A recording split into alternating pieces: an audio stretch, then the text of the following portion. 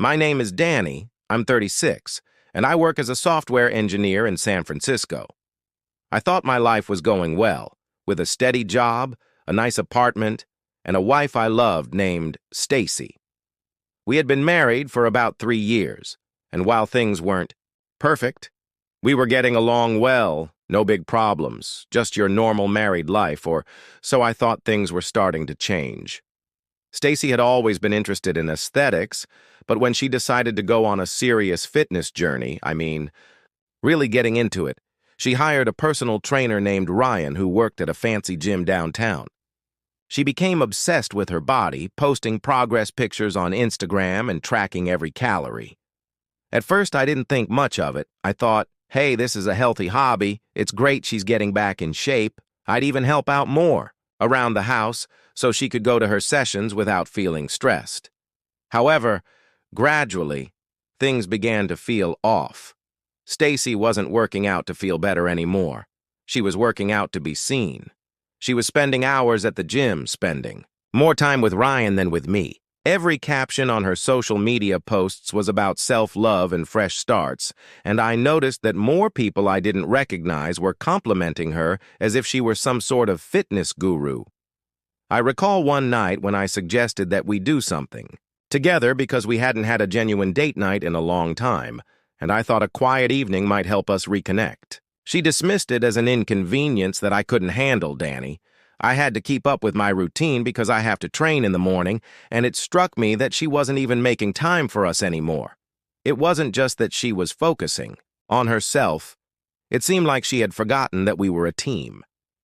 Then, like any other morning, I was half asleep drinking coffee before leaving for work, while Stacy was downing her go-to kale spinach disaster smoothie. She was wearing her workout clothes and browsing through her phone as if her life depended on it. Suddenly, she said, "I deserve more in life." I looked up, still groggy, and she stared at me. Really, this marriage is preventing me from moving forward. Danny. I'm going to file for divorce. I swear I believed it to be a joke. I even chuckled, assuming she was playing a practical joke on me, but her expression was icy. I tried to process her words, but all I could feel was a mixture of shock and rage boiling in my chest. What do you mean you've outgrown this? Outgrown what? She sighed as if I were a child asking too many questions. I was completely blindsided by my wife, the woman I'd spent years of my life with, who said, "I've outgrown this," as if I were some outdated piece of furniture she was ready to throw. You wouldn't understand. Danny. I've been trying to be the best version of myself, and to be honest, this life doesn't match my potential anymore. I want more than this house, this routine, and this you. Her words really got to me, and she didn't sugarcoat the fact that I was contributing to the issue. In her opinion, the life we had created together wasn't good enough for her anymore. She picked up her gym bag and left without saying goodbye. The next few days were strange as I sat there, staring at the half-empty glass of green sludge she left behind, wondering what the hell had happened. That day at work was a blur, and I went through the motions, but my thoughts were focused on Stacy.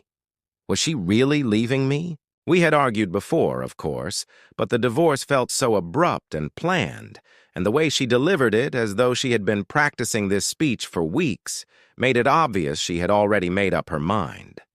Stacy and I didn't talk much since. She would often arrive home late and say she was at the gym, but I suspected she was seeing Ryan.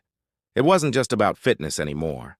It seemed like she was trying to change who she was, and I wasn't a part of that new version of herself. I'll never forget the day I got home early from work and heard her on the phone saying, "I'm just so glad I finally took control. I'm done with him. He just doesn't get it." And she said, "I'm just so glad I finally took control." She was actively separating herself from me, both physically and emotionally, and she was checking out, and I wasn't even on her list of things that mattered to her. A week later, she informed me that she had begun the divorce process. She didn't even give me a chance to work things out. There was no negotiation, no attempt to work things out. It seemed like she was done with me and was ready to start a new chapter with Ryan. I found out they were spending a lot of time together, and the worst part, she wasn't hiding it. She was posting photos on social media, and I saw comments from people congratulating her on her glow-up. It felt like she was showing off how quickly she could move on, like our entire marriage meant nothing. Ryan wasn't just her trainer anymore. He was her new world, and I was a memory. I knew what was happening, but it didn't make it easier. I kept thinking about how everything went wrong. Was I too caught up in my own work? Was I not paying enough attention to her needs? I tried to talk to her about it, tried to ask her what went wrong, but she just shut me down every time. Eventually, she served me the papers, and the reality hit. This was my wife. The woman I'd loved and built a life with was gone. She'd found a new life, a new identity, and someone new to share it with. Meanwhile, I was still living in the house with her. Because legally I couldn't kick her out, I was left to pick up the pieces, trying to figure out how the hell I ended up here. The more I learned about Ryan, though, the more furious I got. He wasn't just some personal trainer. My lawyer, who genuinely deserves credit for his work, looked into this guy's past and discovered that Ryan had done this twice before. In fact, he had a pattern of finding married women, boosting their egos, and encouraging them to leave their husbands. Once they were emotionally destroyed and the money dried up, he would disappear like a flash of lightning. Ryan was a professional, home wrecker. It wasn't love. It was a hustle he made. These women feel invincible, then bailed once they couldn't keep up with the fantasy, and Stacy, she was the perfect target. She thrived on attention, validation, and being adored. Ryan had her wrapped around his finger, and she didn't even realize it. Ryan wasn't just eyeing Stacy's wallet, he was eyeing mine too. Stacy wanted half of everything, my savings, spousal support, and even the house she thought she could waltz into court, play the victim, and snag a golden ticket to her new life with Ryan. Little did she know Mark had all the receipts, and I wasn't about to let her walk all over me the next morning. Stacy was in the kitchen making one of her green smoothies, the kind she always flaunted on her Instagram, but today the usual smugness was gone. Ryan's been busy with his new clients, she said, her voice trailing off, fishing for a response. I kept my silence. I knew she wanted me to bite to ask about Ryan, her personal trainer turned more, but I wasn't giving her the satisfaction. When the storm arrived a week later, my friend Mark called to tell me that Stacy had submitted some last-minute papers in an attempt to obtain further assets.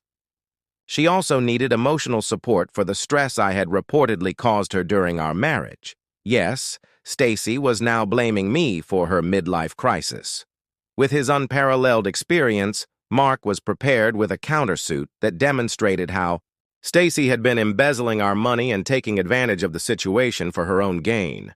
He even had screenshots of her Instagram posts in which she showed off her new beginnings with Ryan, obviously living her best life at my expense, and then Ryan abruptly disappeared, stopped attending their gym sessions, ignored her calls, and even blocked her on social media. I could hear Stacy pacing the apartment and calling him over and over as she spiraled. Eventually, one of her acquaintances revealed that Ryan had gone on to another client, someone younger and less embroiled in a difficult divorce. "Call me. Back, we need to talk," she pleaded in a voice more frantic than I had ever heard. Stacy was heartbroken. When Stacy tried to talk to Danny one evening, she started standing in the living room doorway with a frail voice. Her Instagram, which had been full of gaudy pictures and inspirational sayings, became black, and she even stopped attending to the gym. We should reassess everything because this divorce has been difficult for us both. I looked at her, waiting for the punchline. "What are you getting at, Stacy?" She sighed, obviously trying to elicit sympathy. "I believe that perhaps we rushed into this. After all, we had fun, didn't we? I nearly laughed when you filed for divorce." She attempted to play the victim by claiming how alone she was and how much she had sacrificed, but I wasn't buying it. "You made your bed, Stacy. You told me I was holding you back. Remember, now that Ryan is gone, you're having second thoughts. Now that Stacy was lying in it, her imaginary world was disintegrating, and I didn't have to do anything. When the day Of the court hearing finally came, Karma was finishing up all the work. Stacy's lawyer, a sleek city attorney, appeared equally uncertain as she did when she walked in her typical confident stride, but with a plain cardigan in place of her once flashy blazer.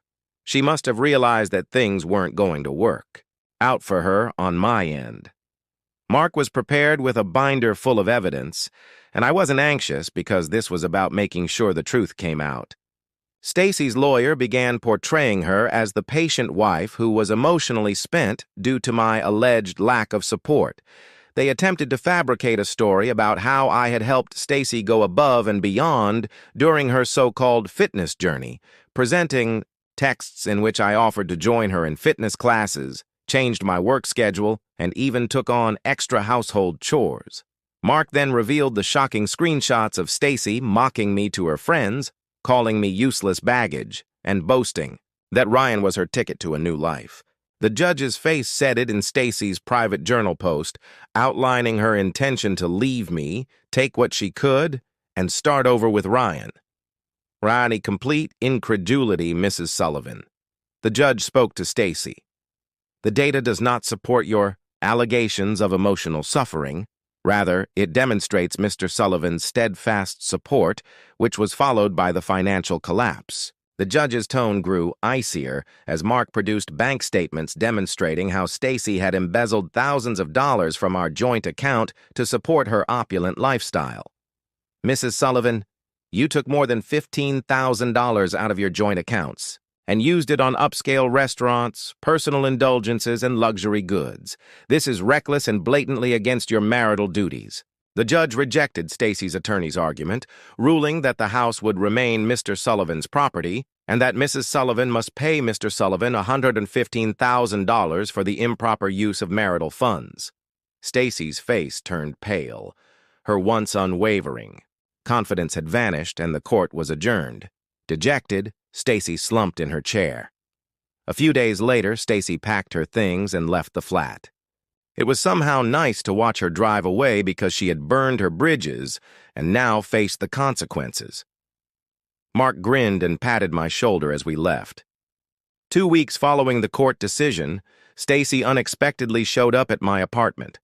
When I opened the door, she appeared to be a shadow of herself, with her once polished appearance gone and replaced by disheveled hair and worn-out eyes. She said softly, her voice cracking, "Can we talk?" And then I stepped outside, shutting the door behind me. "What do you want?" "Stacy." Though her words sounded prepared, the desperation in her eyes was genuine. She wasn't here out of genuine regret, but rather because she had nowhere else to turn. "I'm not sure what you expect me to say." She hesitated, wringing her hands. "I just wanted to say, I'm sorry for everything I made mistakes for, especially the big ones. I let Ryan manipulate me, and I got caught up in this fantasy, ruining everything." I answered calmly but firmly, saying that you made your decisions, that you chose Ryan, and that you tried to take everything away from me. Now that you're coping with the fallout, tears are welling up in her eyes. "Can we at least be polite? Maybe we could start over. I have nothing. I'm lost, Danny." I looked at her for a while and felt nothing but resolve. "Stacy, I gave you everything, my support, my trust, my love, and you threw it all away. That's not how this works."